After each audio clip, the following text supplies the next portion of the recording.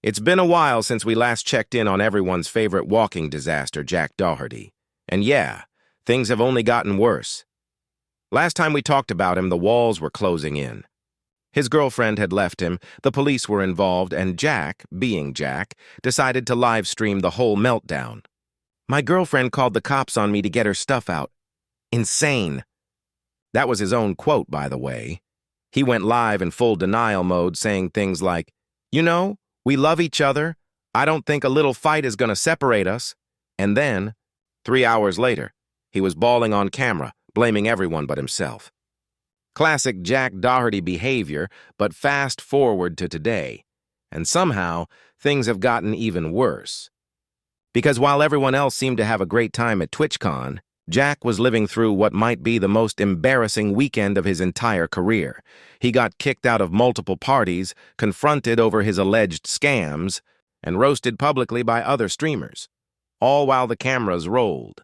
And before we even dive in, let's be honest, there are no real heroes in this story. Everyone here is either using Jack for clout or Jack's using them to stay relevant. Because at this point, the guy's numbers are flatlining. His kick deals are gone, he's been banned off multiple platforms, and his big OnlyFans manager business? That ended when his ex-girlfriend walked away, with everything. So yeah, not exactly thriving. Now let's start at the top.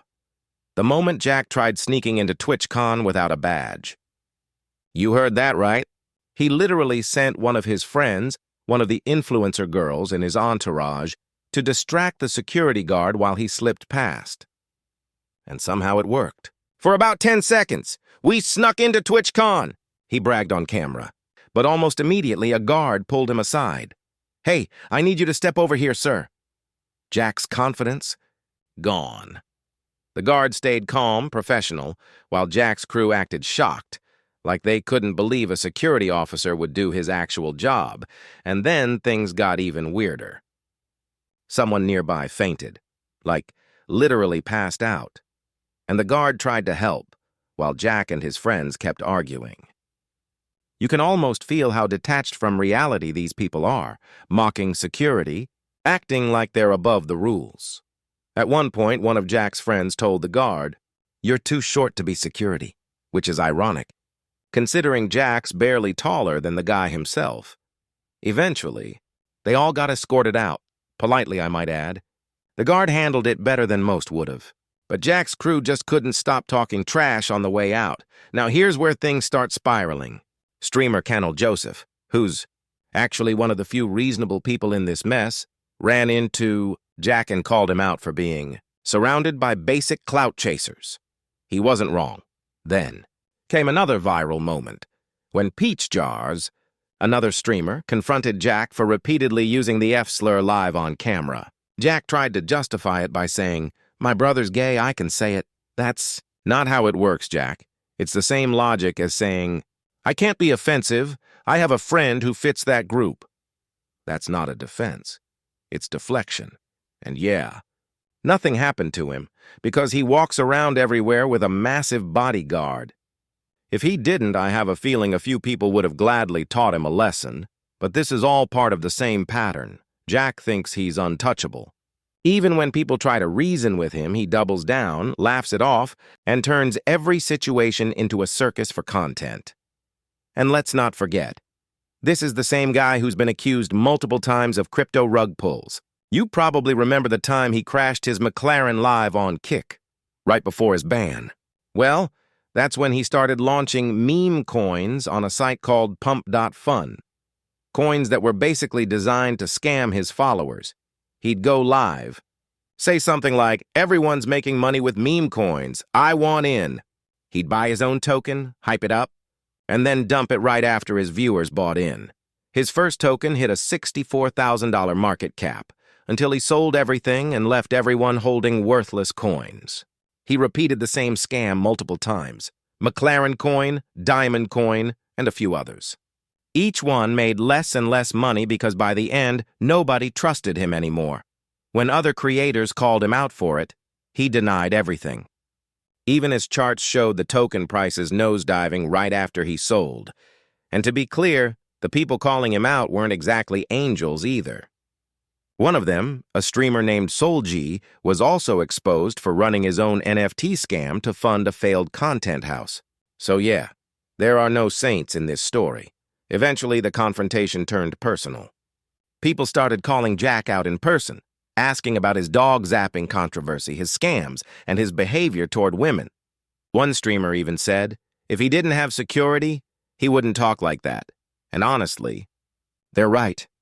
Every time Jack faces real consequences, he hides behind security, behind live streams, behind excuses, and it's finally catching up to him. Later that night, Jack tried getting into a TwitchCon after-party, hosted by another streamer, Neon, but this time he wasn't welcome. At first, he played it cool, saying, I'm chill, I'm not here to start anything. And then, not even a minute later, he flipped again, demanding to be let in, yelling from outside, accusing people of betrayal. And the best part?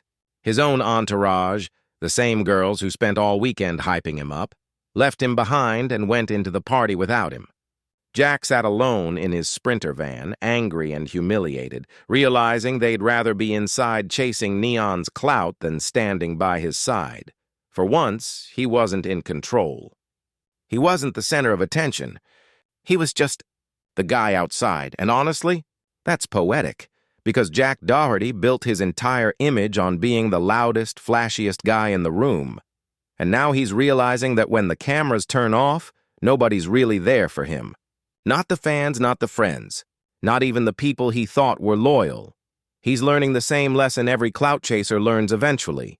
When the fame dries up, so does the loyalty. So yeah, another TwitchCon, another public meltdown, another reminder that Jack Doherty's downfall isn't a single event. It's a slow-motion collapse, and every time he tries to fix it with more chaos, it just makes the fall even harder to watch. So, Jack Doherty's TwitchCon experience was basically a crash course in public humiliation. This guy went from sneaking into events to being escorted out like a school kid caught cheating on a test. And somehow, he still thought he could turn it into content. But here's the thing. It wasn't just security or random creators clowning on him. It was everyone. People who used to party with him, collab with him, even pretend to be his friends, now treating him like he's radioactive. Because at this point, Jack isn't just that loud kid with money. He's become the internet's favorite example of what happens when clout completely eats your soul.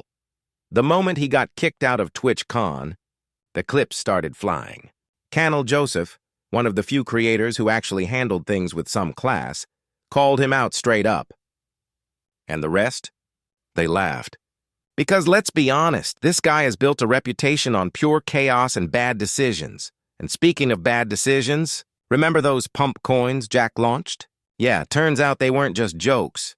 They were full-on rug pulls, multiple meme tokens, all hyped live on stream, all tanking seconds after Jack cashed out. The charts tell the whole story. Straight red candles. One of them, called McLaren Coin, didn't even make it past $10,000 before Jack dumped it. And when people called him out for scamming his fans, he laughed, just denied everything. Like, bro, there are literal blockchain records showing the wallet movements. Then there was the next level of irony. The people confronting him for his scams were scammers themselves. That's the level of internet degeneracy we're at. NFT grifters calling out crypto rug pullers. It's like a pyramid of hypocrisy. But nothing sums up Jack better than his confrontations at TwitchCon. He'd walk around flexing security guards like trophies, taunting creators, calling people slurs, then claiming it's okay because his brother's gay. You can't make this up. It's like watching a guy speedrun self-destruction, but with a bodyguard holding the reset button. At one point, streamer PeachJars tried to talk sense into him, telling him that saying slurs doesn't become okay just because you know someone from that group. And Jack? He doubled down. I kissed two guys at once, he said. That's his logic. That's the defense. No apology, no accountability, just pure deflection wrapped in ignorance. And honestly, this is what makes Jack Doherty so uniquely frustrating. He's not the villain who doesn't know what he's doing. He's the villain who knows exactly what he's doing and keeps doing it anyway because it gets him clicks. But then, there's the final nail, the emotional spiral. After getting kicked out, after being humiliated, after his entourage literally ditched him to go party with Neon, Jack was left alone, sitting in his Sprinter van, calling everyone fake. That was the mask slipping.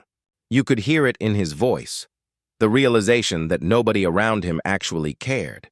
All the clout-chasing blondes, all the homies, all the fake loyalty, gone the moment the cameras stopped rolling. Meanwhile, Neon's inside, laughing, hosting, living it up. And Jack, sitting outside, fuming, trying to act like he doesn't care, when it's obvious that he does. He finally says it. "They stabbed me in the back over Neon. That's crazy." But it's not crazy.